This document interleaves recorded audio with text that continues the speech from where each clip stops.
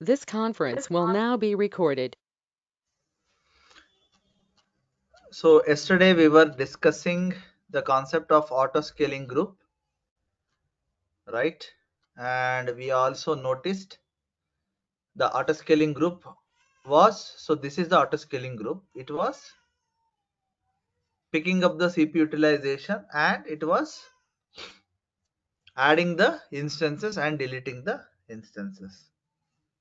Okay. So this after the auto scaling group,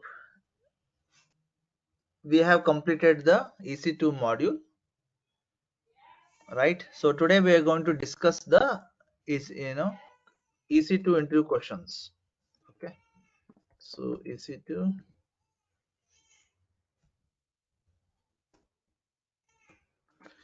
we're going to discuss EC2 interview question and answers.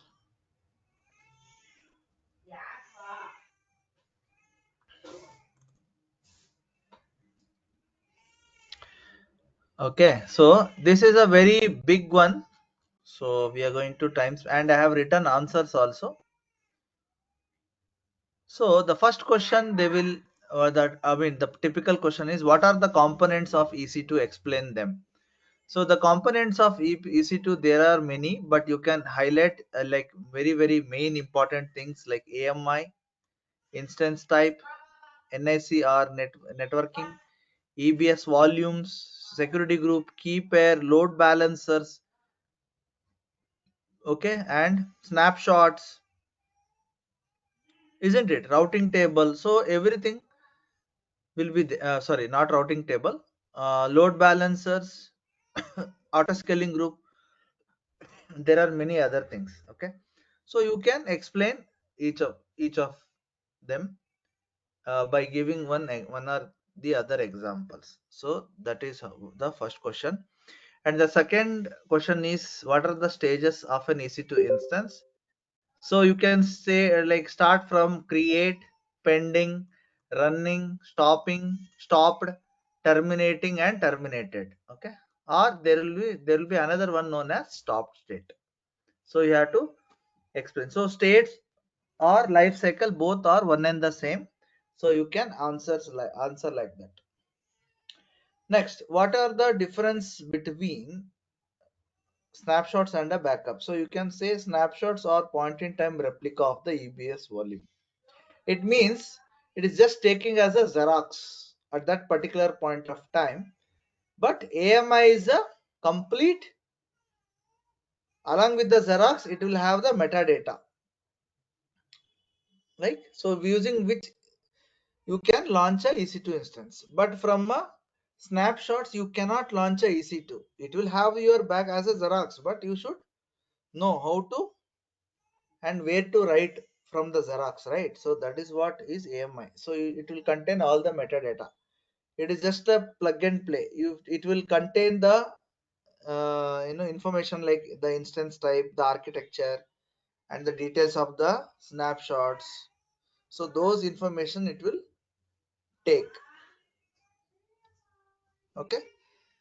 Then next, what are the different types of EC2 instance? So this I have already explained. Okay, like we have like general purpose EC2 instances and memory optimized EC2 instances and what do you say, and CPU optimized. Okay, so what are these type of EC2 instances? So these EC2 instances, while launching, you might have noticed. So let me show you in the AWS Management Console. If you notice here, while launching is any EC2 instance.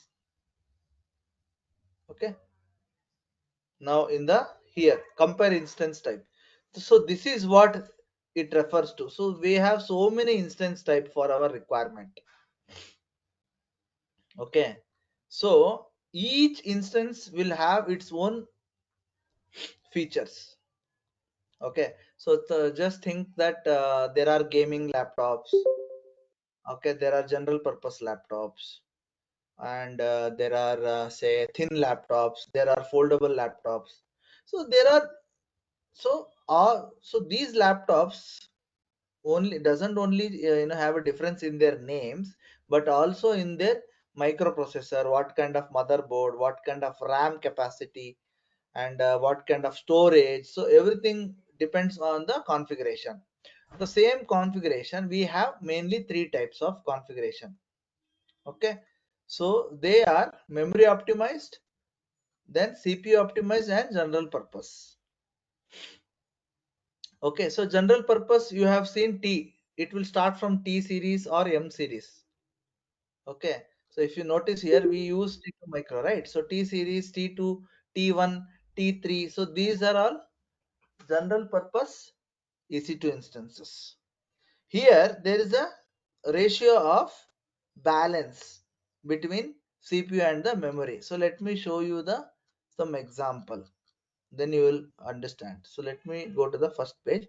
If you see here, the T series, so 1 is to 4. That means if you take any configuration, for example, 2 CPU and where is that? So here, so for 8 GB, it is having 32 GB RAM. So for 4 GB, it is having 16. So 1 is to 4. The ratio is 1 is to 4. But if you compare the C, so compute means C, it will start from the C series. If you compare the C here, here the ratio will be little less. There will be more importance given to the CPU power.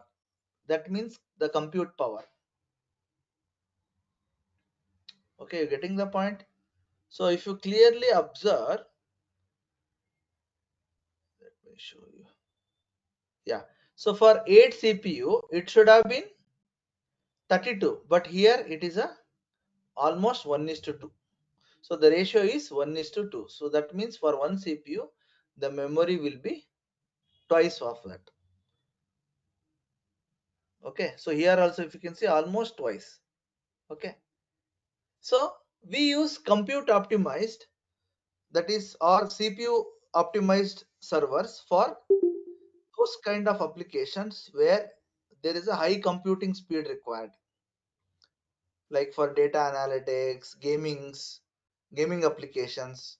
So those scenario we use a compute optimized.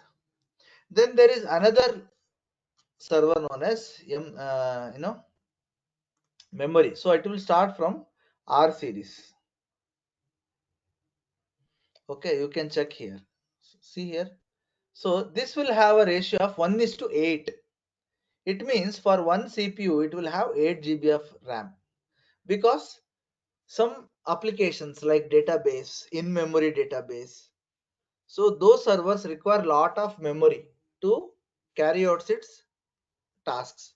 So that is the reason they will use memory optimized. So all memory optimized will start from R. Okay. So this is about, so you should explain in this way. Okay. Now next. Yeah. So here I have already mentioned. So the ratio you can tell. Okay. Then what is an elastic IP? So we know that whenever you stop the instance, okay, so the IP will go. So every EC2 instance will have two types of IP address. One is private IP and the other one is public IP. Okay. So this public IP will go off unless you purchase a EIP, that is elastic IP. If you want the IP to be with your account, then you should go with the elastic IP. So this is a permanent IP given by AWS, so that the IP will not change at any cost until we release back to AWS address pool. Okay, and as this is the name itself suggests, you can use this IP with any of the EC2 instance. It is just plug, just like we plug, unplug the USB, right? USB, you can use it to any of the laptops. Similarly, with the elastic IP, you can use the same IP address. Okay, one instance, if that is destroyed, you can alert the same IP, that is elastic IP, to the another instance. Okay, so it's like that. Hmm? So if diagrammatically, if you want to see, means let me show you. So think that this is the elastic IP. Okay. Uh, okay, let me think that this is an elastic IP. Now I have assigned to this. So let me write here elastic IP. Okay, now we have attached here. Okay, now this you terminated. The public IP will change, right? So, and the IP, but IP will be there. So you can attach to this machine. So that is the meaning of elastic IP. So even if you terminate, it will be there associated with your account. So if you go with the elastic IP, the restriction what AWS put is you need to always attach the elastic IP to a running instance. Otherwise, they are going to charge you $0.50. Okay. So you have to be very careful while selecting the elastic IP. Then what is AWS backup and data expansion? So this I have already taken one session on entire session on that. So you can explain these things.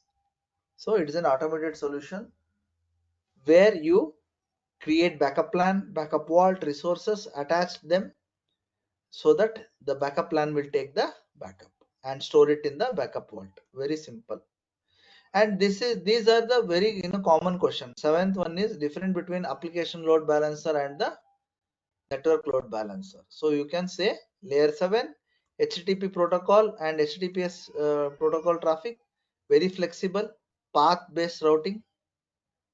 Whereas network load balancer, it will work on the layer 4 or the network layer. It will support TLS, TCP, UDP traffic.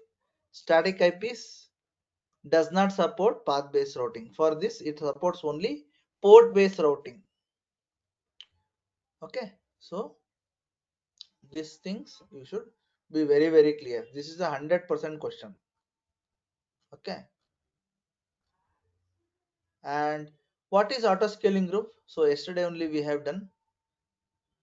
Okay, so you should say I have worked on auto scaling groups. I have configured them by starting with the launch template, and then I created auto scaling group to use the launch template, and I configured the CPU utilization metric, and automatically the instance were getting added.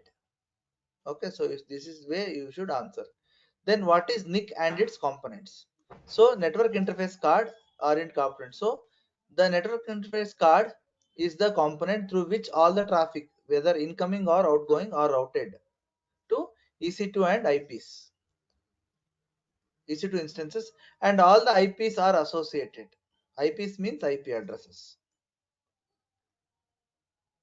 Okay, security groups. Okay, so you can think that it is a some sort of a network firewall at the instance level. Then what are target groups? So a logical container where the EC2 instances are grouped based on the protocol, that is HTTP, HTTPS, TCP, and the port number 80, 80443 depending upon your application. Okay. Then why we use load balancers? So we use load balancer because of the main reason is to distribute the traffic. Suppose the same load balancer can send the traffic to 1, 2, 3, 4, 5, 6, 10 instances, any number of instances you want to add. Just you need to create the EC2 instance and add it to the target group. It will say start sending. And the another feature is high security feature and high availability. So high availability means one instance you can launch in one availability zone and the other instance you can launch in another availability zone. But the customer will hit the same load balancer and it will reach both the instances. Okay, then what is an AMI? So this is also an important question. So AMI means a Amazon machine image. It contains the metadata such as snapshots, instance details, architecture, everything through which you can create an EC2 instance. So then what is reserved instance? So reserved instance means you are telling the AWS that please give me good discount, and I am giving you a commitment that I am going to use this instance for at least 1 year or 3 years. There is no 2 year plan. So it will be 6 to 12 months or 36 months. That is 3 years.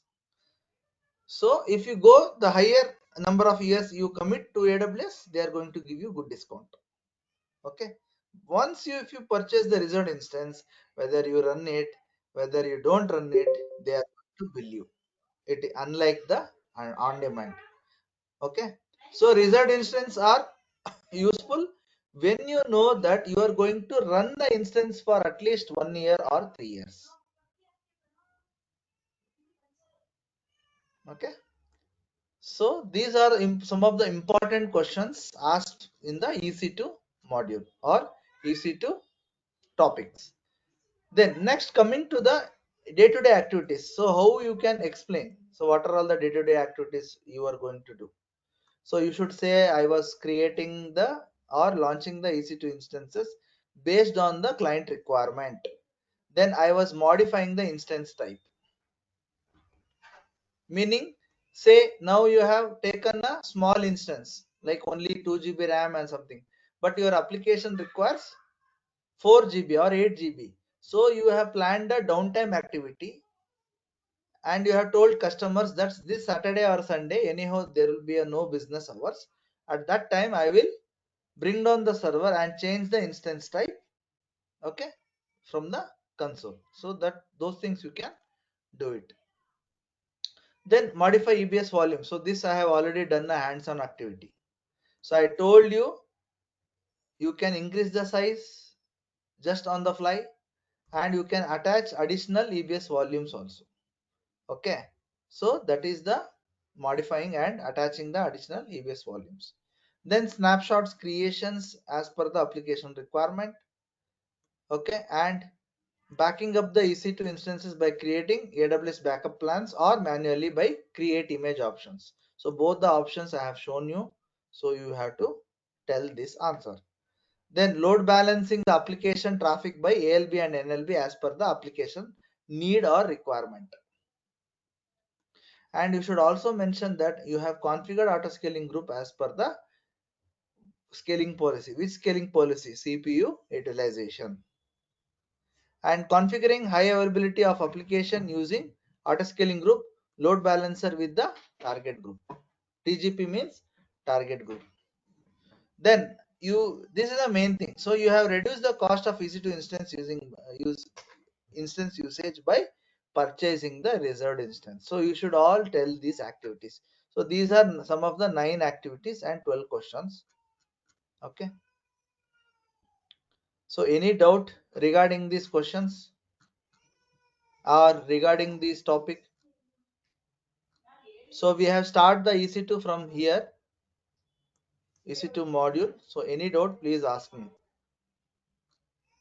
The backup.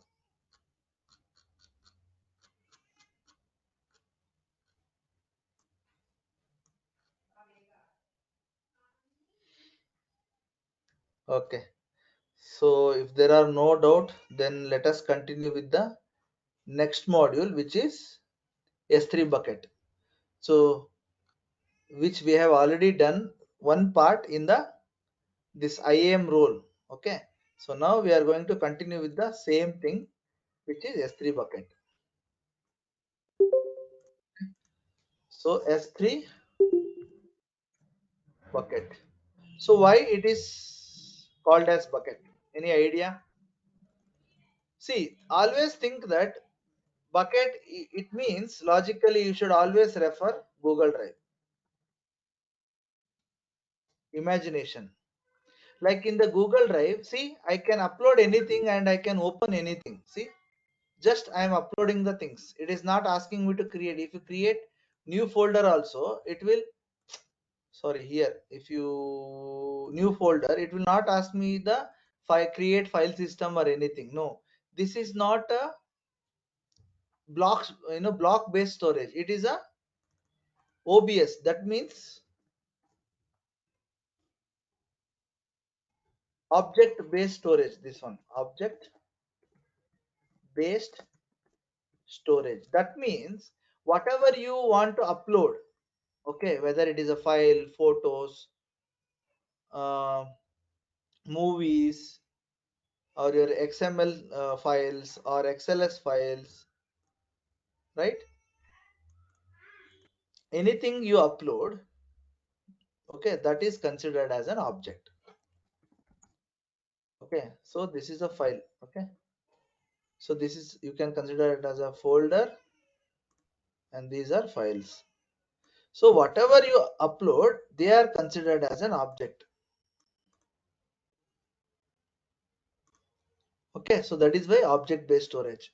And the benefit of S3 is, there is, the size is, in first thing is easy to create.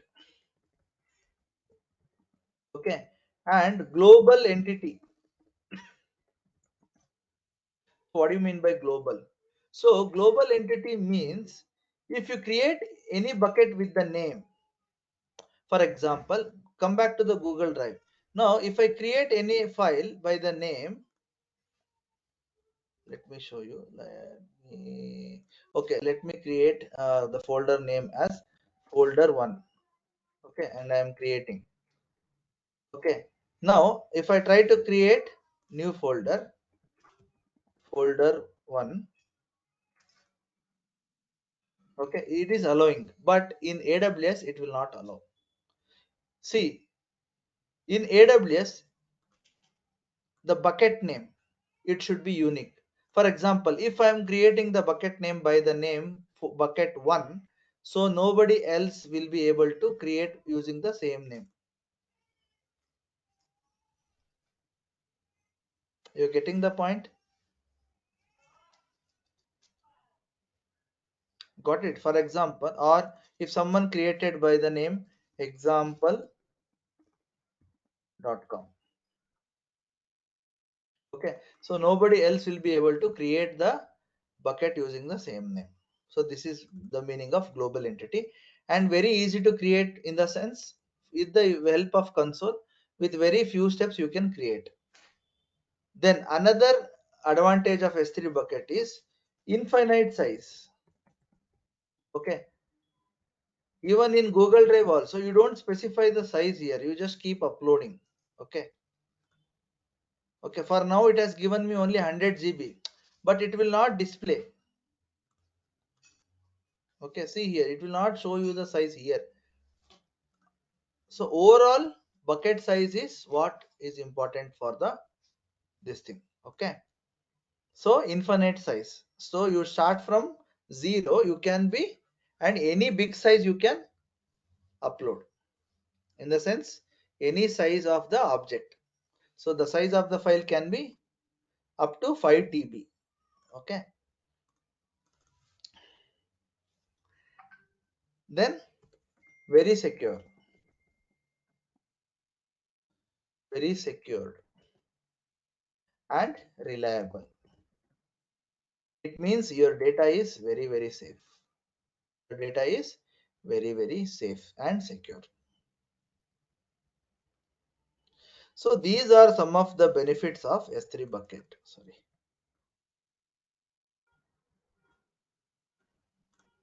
Okay,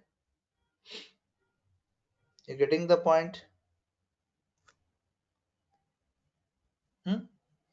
So this is the meaning of SIP, and S3 means simple storage service. So we use S3 bucket to store the files, important our data, our company data, as a objects. Okay, so let us quickly log into the AWS management console, and I will show you what I meant by global entity and other things. So let me open.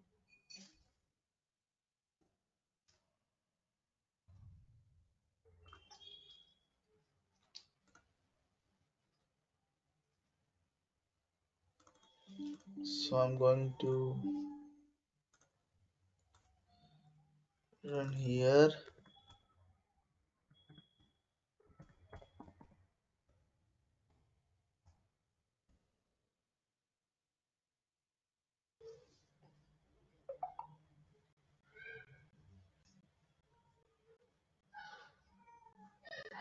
So let me enter the MFA code 075915. All right. So now you can choose. So now you can see the region here, and you have to change the region when it comes to EC2. But if you go to S3, just see here, it will become global. See, that is because all the buckets and from all the region. Now you may ask me, okay, you are telling it's a global entity, then why they have a specified region? Even though it is a global entity, global means the naming convention. Now I have created OCA ambulance dash CLI. I myself will not be able to create with the same name. Just wait and watch. Okay. Now if I try to create, it will not allow. See, bucket with the same name already exists. This is my account, my own bucket, but I cannot create. I should change something else, like 5 CLI1, CLI2, like that I should create. Then it will get created. Okay, so that is what I meant by global. Now, even though this is global, why they have mentioned region? Because the name is global, but there is an option to create your bucket in your respected region. Because in organization they will have a very strict restrictions that their company data should not go out of their country. For example, if I am a owner of a software company which I am situated in India, so I would want all the data should be due to compliance or other factors. I would want my data to reside in India only, not any other region or country. So that is the reason we have this region. That's it. No, nothing else. Else, this is a global entity. But there is no restriction that you are from India and your company is in India. You should create. No, even though our company or our organization or our project are in India, you can create in any of the region. But all the buckets will be displayed in the only one dashboard or one console. Okay, so there won't be any region specific console here. Okay, clear? Now, how? So click on create bucket. So give a unique name. Okay, then CLI-1 I'm giving now. Now you can select any of the region. For simplicity, I'm selecting Asia Pacific Mumbai one. Okay. Now, while creating the first one was name and the region. Then the next item is object ownership. What does it mean? It means when you create a bucket, what kind of permissions you want to impose on this S3 bucket. So, if there are two options, you can enable ACLs or you can disable ACL. Then if enable disable ACL means, then what is ACL first of all? ACL means access control list. It means if you enable this ACL, you can give after the bucket creation, you can give access to other users. See, objects in this bucket can be owned by other AWS accounts. Then access to this bucket and its objects can be specified using ACL. Okay, first let us go with the recommended option, then we will probably change and then you will come to know. Okay, so first I'm going to disable the ACL as recommended by AWS. Okay, then I will explain this. First, let us understand this ACL disabled option. Then next, it means the access to this bucket are owned by this account only. And if someone wants access to this, you need to create a IAM policy. See, using only policies. So that is the meaning of ACL disabled. So if you want, I will show you. Okay, now only I will show you with a live example. What does it mean? Now, by default, all the access to public, that means outside the VPC, no one will be able to access this bucket by default. See,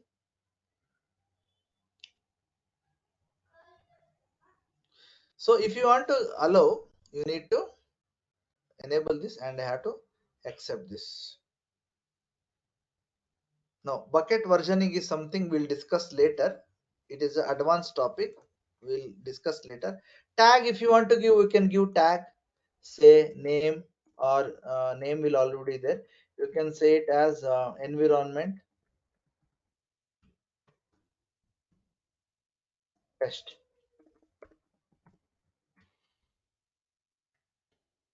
Okay, and then you default encryption, you leave it, and versioning and advanced settings we'll consider later. Okay, now just create with these options. Now, as you can see, OCA ambulance dash CLI dash 1 I created. Now, after you create, now this is the name, this is the region, and now it is a access. It is talking about the access. It says objects can be public. It is not yet public. Even though we unchecked that option, it can be public. What does it mean?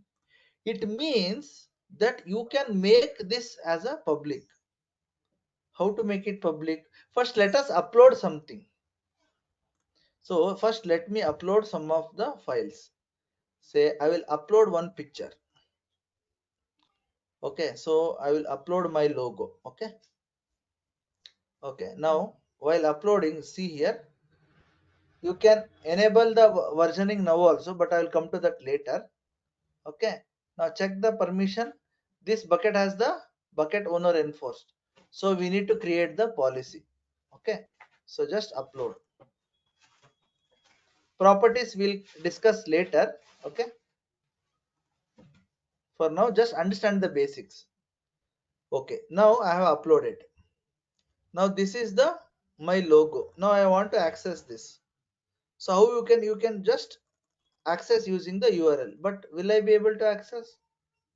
I just no, it says access denied. Why? Because of this option. There it is. Because of the, if you go to the permission, it says it is grayed out. I cannot edit now because I have dis, dis I have disabled ACL. Okay, so that is the reason I am getting this option here. Okay, so now then how to give permission then? How to give the permission? So you can give permission in this manner. So what you can do, you can attach a policy. Okay, so you can create a policy. Okay, so you can go to the policy examples also. Okay,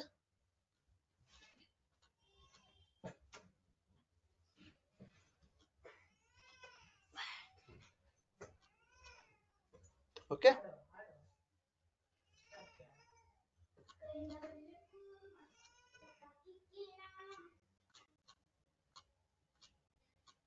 So I'm just looking for a proper S3.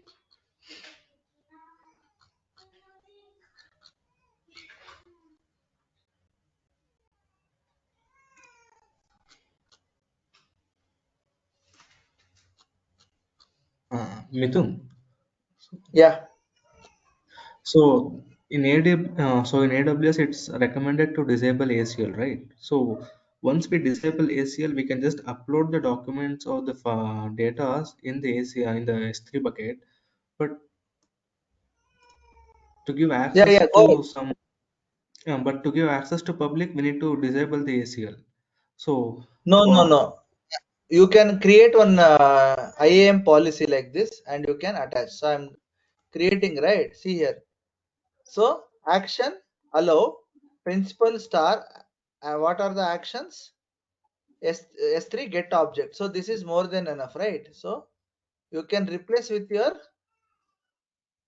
resource name and just attach the policy. See, now it became publicly accessible. Now just watch. I will just refresh. So I'm getting the logo. Got it? While creating the S3 bucket itself, we can give this permission, right? Instead of doing again editing the bucket. No, while creating only you can give. See, while creation, you had two options. First, Yes. you can enable the ACL, but if you enable the ACL, then directly you don't need a policy then.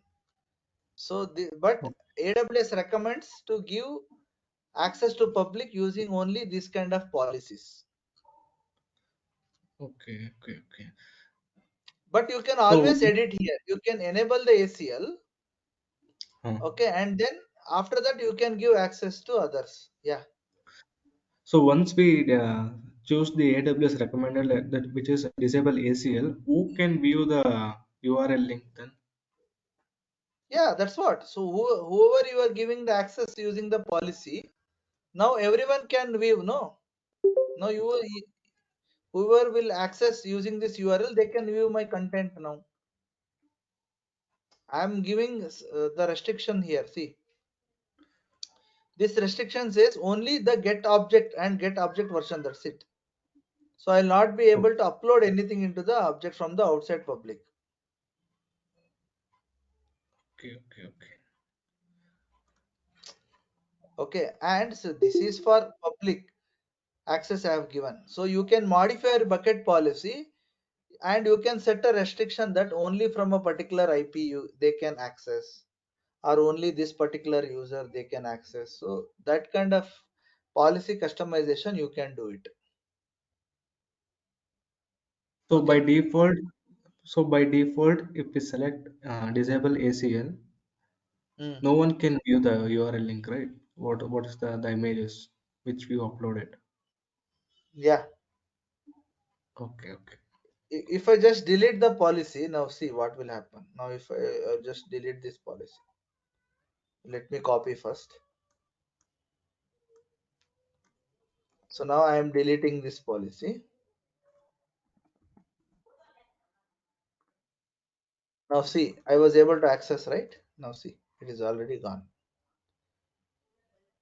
So you are just giving the access to public. That's it.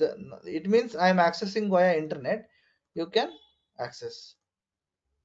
But if you want to give access to the public, so you can give like this. So now publicly accessible. Now if I just refresh, it is coming. Clear? See, if you want, for everything there is a use case. If you want some content to be publicly accessible, then definitely you have to give this publicly accessible policy only. There is no other choice. But we use S3 bucket for various other reasons also. Someone will use for hosting a static website. Someone will use to serve only static contents, and someone will use for storing the logs. Okay, for example, in my organization we don't use for public to serve contents. We just store our log files. Okay, so So in who that can scenario, view the log files, Mithun? So yeah, only within the VPC, okay, okay, okay. within our VPC only. So you need to log into any machine which is launched inside your VPC. In that network you can download. Okay. You can download using the AWS S3 command. I told no, you can copy the entire thing. Or else Hmm. there is another option. So you have access to the AWS management console. Suppose I want to view this log files. Let me show you. Mm, Now think that these are all the log files. So now you just click here and just download. It will get downloaded and you can view. Simple, isn't it? So there are many ways. You can download like this, or you can launch an EC2 instance in your VPC, and you can configure the IAM role, and then you can download the log files. You can download the entire bucket for your analysis. So there are different use cases. So based on that, you have to use. I'm just giving an example that some people are using for public access. So you cannot, you completely can restrict public access. It is up to your project and your requirement. Okay, clear? Okay, so I will share this link also now. Okay, what is the other option? The other option is you can go to the permissions. Okay, and you can change it to enable the ACL. Now what will happen if you enable the ACL?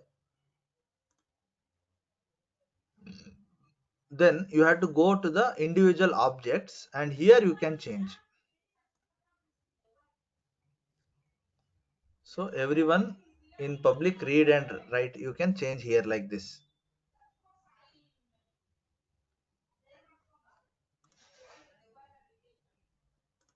Okay, so like this, if you do this, then also we can access.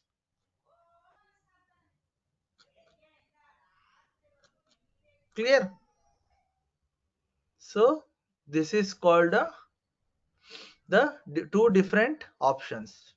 Okay, but always go with the disable the ACL. It's not required. Always you should restrict with the policy. Okay, now this is the basic thing. Okay, now see here. Now let me download another image, and then I will show you what I mean by read after write replica. It means S3 supports read after write replica, meaning until and unless the object gets uploaded completely, you will be viewing the old data. So let me download some sample image, then you will understand. Okay, so PNG images.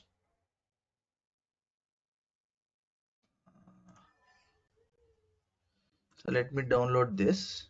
Okay, and I'm going to save it in the desktop, and I'm going to save it with the same name. Okay, what did I save here? mdt logo.png. Okay, so I'm going to save the with the same name. Okay, so mdt logo dot. Okay, then I'm going to desktop. Yeah, so it is uploaded. So the file name is same. So why I downloaded one more picture with the same file name? Because see here, now I am seeing what mdt logo.png. You keep refreshing this. Okay, now let me upload. Go back to the bucket and click on upload, add files, desktop, and just upload. So this is the meaning of read after write. Meaning until and unless this new data got uploaded, you would have got the old data only. Here the file size is very slow, so it is getting updated very quickly.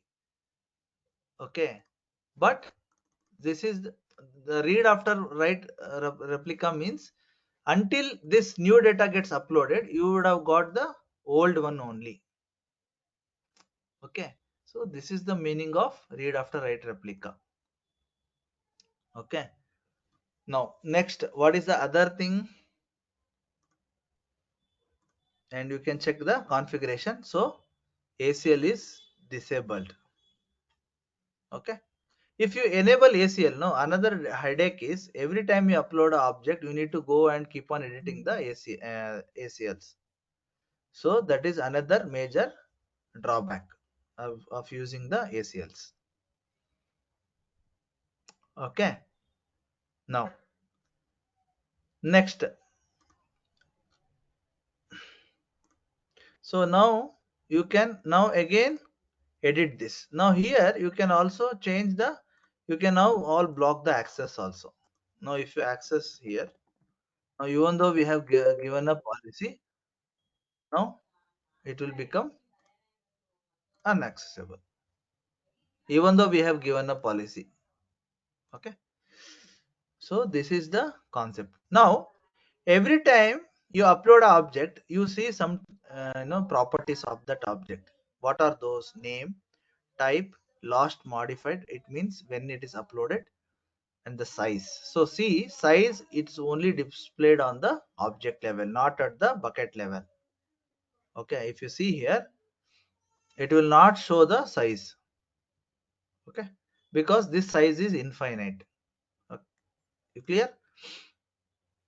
Okay, now what is this? There is at the last there is one more column known as storage classes. So what does it mean? What does storage class mean? It means the storage type and the device on which it is stored. So why we using S3? To save cost, so that we don't have to store it in EBS, because EBS is costly than S3. But even in S3, AWS has given various options. Okay, various options. I will explain you now. Now go to add files. For now, I am going to add the same thing again. Okay, same thing going to add. Now come here, come to the permission. Now here you can specify the individual here. So while uploading, you can change the ACL here, but I don't recommend this. Okay, and you can public read access, you can give, as we have given the policy, right? So you can give the public read access. Okay, we'll give. Now next, coming to the properties, there are three standard. These are the standard 1 2 3 4 5 6 7 8. Okay, so this is the cheapest. Glacier Deep Archive, this is the cheapest, and this is the costliest standard. So from top to bottom, we are going to explore one by one. Okay, so by default, all the objects will be uploaded in the standard class. Okay, why? Because it is going to be replicated in more than 3 availability zones, greater than or equal to 3 availability zones. It means what? It means, let me come back to the diagram. It means we are uploading in the same only one bucket, but in the backend, what it does is it will create, just a second, it's going to create two more buckets.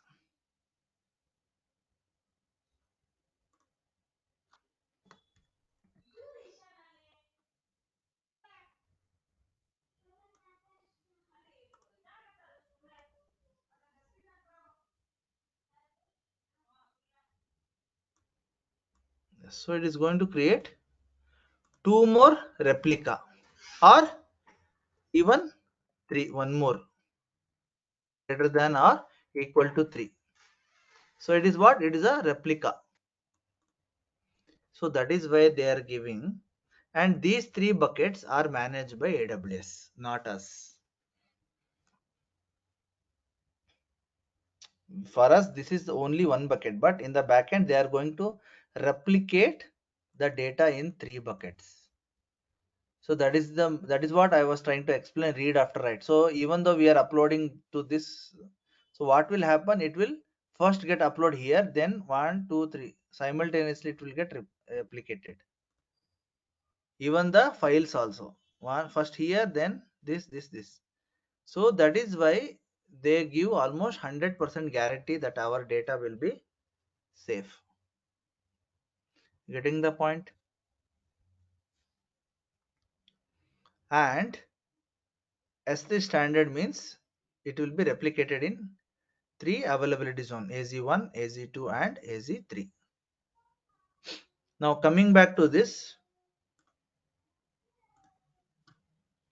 okay, see, standard is by default it will take this class, and it is recommended for frequently accessed data. If you want to keep accessing your data every day at least some 10 to 50 times, then this is recommended. Okay, you can see here, and there is no minimum storage or something like that. Okay, so you'll be built on number of GB. Okay, now we'll come back to intelligent tiering little later. First, next we'll go to the standard infrequent access. Standard infrequent access means if you want to access the data once a month and with milliseconds, so you will get the data in a milliseconds, and here also the data will be stored in 3 or more availability zone. But there is a catch here. It means 30 days of minimum storage duration it is required. Minimum days is 30 days, and minimum billable object size is 128 KB. Okay, now next is one zone. One zone means it is cheaper than standard IA, but what it is suitable for infrequently accessed data. That means once a month, but it will be stored in one availability zone. That means, now come back to the diagram, it will be only like this. No, these two will not, these two availability zone, it will not be there.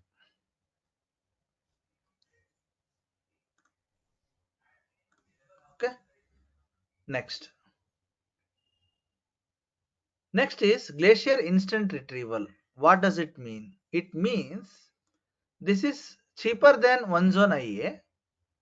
This is suitable for long lived archival data, means you want to keep it for longer period of time like 6 months, 1 year, 2 years, 10 years. Okay, but you will get it in the, if you want the data, but you will get it in milliseconds.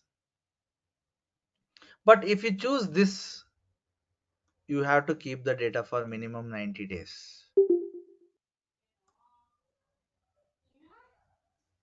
Okay, and there is a retrieval fees, meaning whenever you want to view the data, there is a retrieval fees per GB. Okay,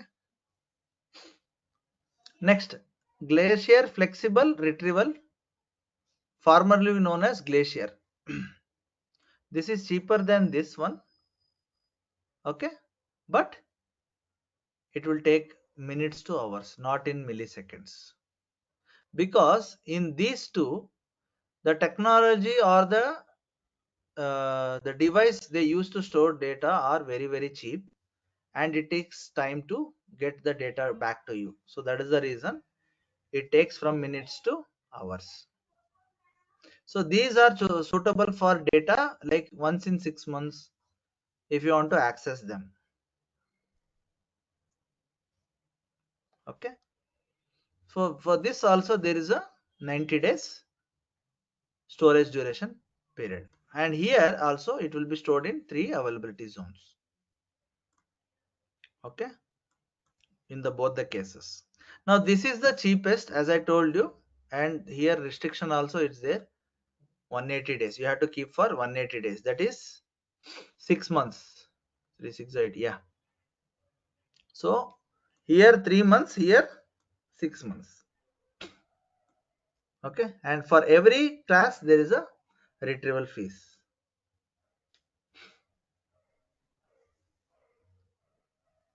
Okay,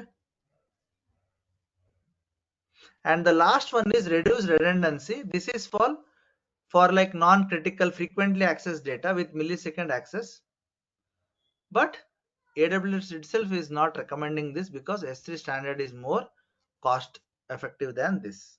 So we usually use, in organization we use only this one and this one, and sometimes one zone IA and this one, not all the ones. Okay, and I forgot, I told we'll come back to the intelligent tiering little later, right? So this is AI driven storage class.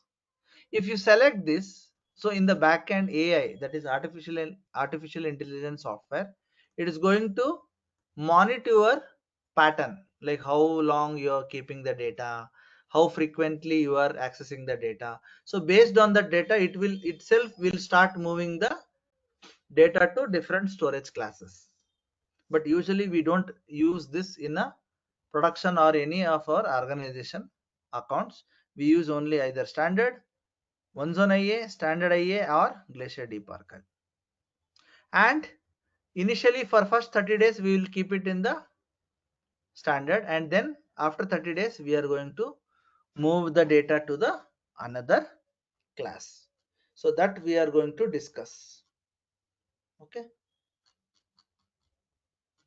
clear? You getting the point? So how we are going to manage the data? So you can, like, there are two ways. Once while adding, you can, select the storage class. For example, now I am selecting this. Okay, now I'm going to the properties. I can straight away select Glacier Deep Archive or standard IA. This is one way. Okay, this is manual process. The other way is go to the management and create a life cycle rule. Okay, if you create a life cycle rule, what will happen? Automatically, if you whatever all the configuration you are going to put here, as per this configuration, it is going to transit on its own in the backend. Okay, so I'll explain this tomorrow. Okay, I'm going to stop here. So any doubts you can ask me.